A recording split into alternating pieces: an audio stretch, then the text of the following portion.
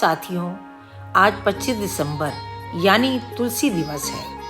आज के दिन भक्त सुबह स्नान आदि करके घर के स्वच्छ स्थान पर तुलसी के गमले को जमीन से कुछ ऊंचे स्थान पर रखकर उसमें तुलसी नमः मंत्र बोलते हुए तिलक करते हैं, अक्षत चावल व पुष्प अर्पित करते हैं तथा वस्त्र व कुछ प्रसाद चढ़ाते हैं। दीपक जलाकर आरती करते हैं और तुलसी जी की विधि अनुसार परिक्रमा करते हैं।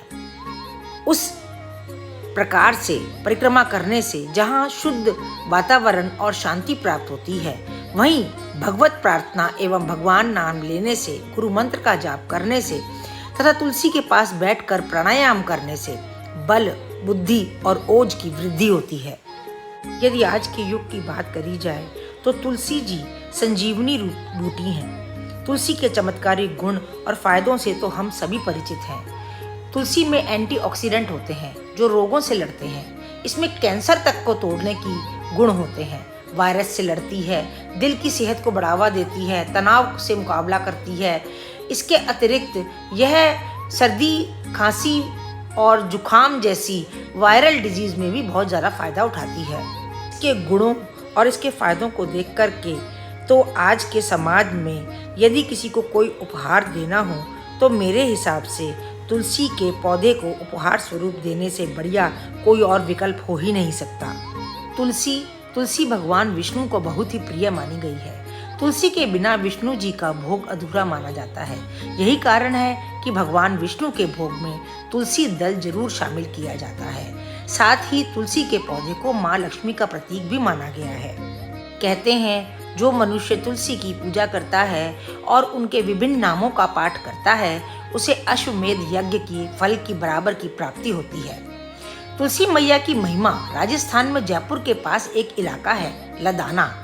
वहाँ एक पहले छोटी सी रियासत थी। वहाँ उसके एक राजा हुआ करते थे।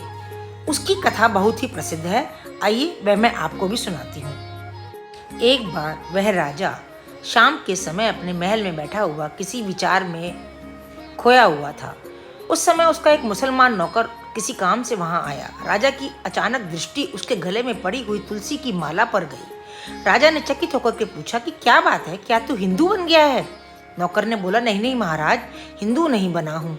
तो फिर तुलसी की माला क्यों गले में डाल रखी है? राजा ने पूछा। महाराज, तुलसी की माला की बहुत बड़ी महिमा है।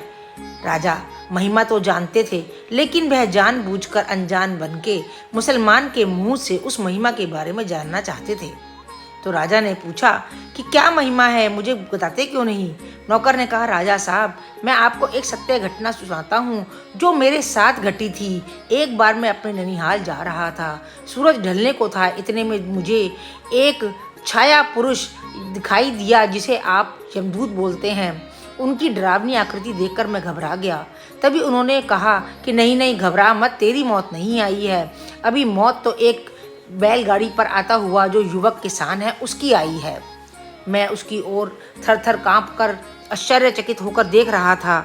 इतने में ही मुझे बैलगाड़ी में जुते हुए बैलों के गले में लटकी घंटियों की आवाज़ सुनाई देने लगी। मैं डर के मारे पेड़ के पीछे जाकर के छुप गया। इतनी देर में वह किसान आया। उसका बैल अनियंत्रित हो गया और उसने धक्का मारते हुए, घसीटते हुए अपने मालिक को दूर ले गया और उसके पेट में अपने सींग घुसेड़ दिए और वह मर गया। राजा ने पूछा, फिर क्या हुआ?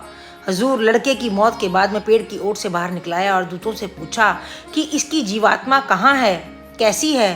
वह बोला, वह जीव हमारे हाथ नहीं आया। मृत्यु तो हमारे निमित्त से हुई थी, किंतु जहाँ उस बैलगाड़ी वाले ने प्राण त्यागे, वहाँ तुलसी का एक पौधा था। जहाँ तुलसी होती है वहाँ मृत्यु होने पर जीव भगवान श्री हरि के धाम को चला जाता है।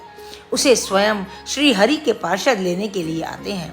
हजूर, तब से मुझे ऐसा महसूस हुआ कि मरने के बाद मैं जन्नत में जाऊंगा या दोजख में, यह तो मुझे नहीं पता, किंतु तुलसी की माला तो पहन लूं ताकि कम से कम आपके भगवान नारायण के धाम जाने का मौका मिल सके। तभी से मैं तुलसी की माला पहनने लगा हूँ। देखा ना कैसी दिव्य महिमा है आपकी तुलसी की। जब तुलसी की यह महिमा है तो तुलसी धारण करने की महिमा कितनी अधिक होगी। राजा सोच विचार करने लगा। तो इसीलिए ही हिंदुओं में किसी का अंत समय उपस्थित होने पर उसके मुख में तुलसी का पत्ता और गंगा जल डाला जाता है ताकि जीव की सद्गति हो जाए।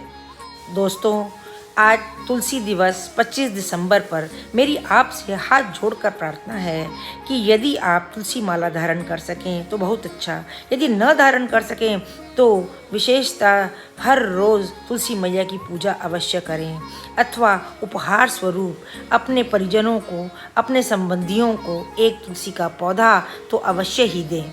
यह दान सबसे बड़ा दान माना जाता है।